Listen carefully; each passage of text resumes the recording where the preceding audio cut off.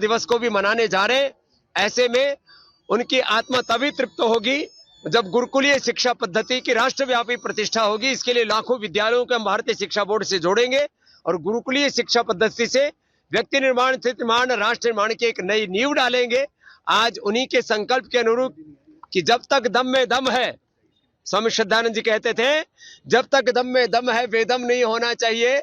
बिना किसी विरोध की, अवरोध की परवाह किए वे आगे बढ़ते रहना चाहिए। चरे वेती सफलता अवश्य मिलेगी।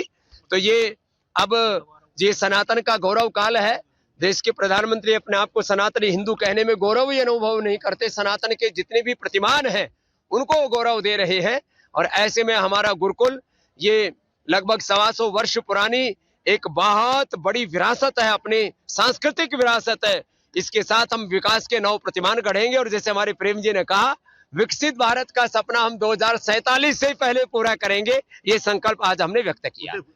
ये सच है कि आक्रांताओं ने आकर के हमारे मंदिर, हमारे धर्मस्थान, हमारे सनातन के गौरव चिन्हों को नष्ट भ्रष्ट किया और इस देश को बहुत क्षति पहुंचाई।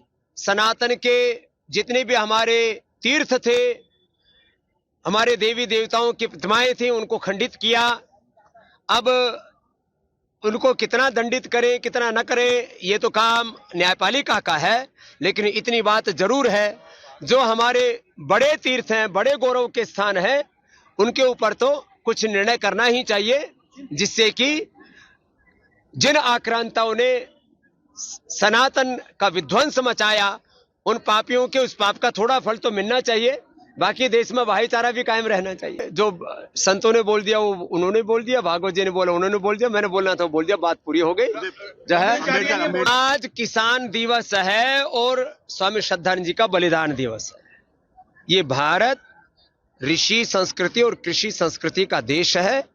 जय जवान जय किसान, अर्थात किसान को भी गौरव मिले, देश का बचपन, देश की जवानी, देश का यौवन, वो भी राष्ट्र निर्माण में भी योगदान दे और अपनी ऋषि संस्कृति के विरासत को लेकर के हम विकास के प्रतिमान गढ़े, तो ऋषि और कृषि दोनों को गौरव मिलेगा। जैसे कि मैं सो रहा हूँ तो पिताजी को जगाना है मुझे, तो वो डायरेक्ट उठाने के बजाय, और हिंसा की परंपरा मेरे यहाँ नहीं थी सौभाग्य से, तो वो क्या करते थे कि उस कमरे में आ जाएंगे या बाहर से गुजरेंगे और चौपाई बोलेंगे, प्रात काल उठ के रघुनाथा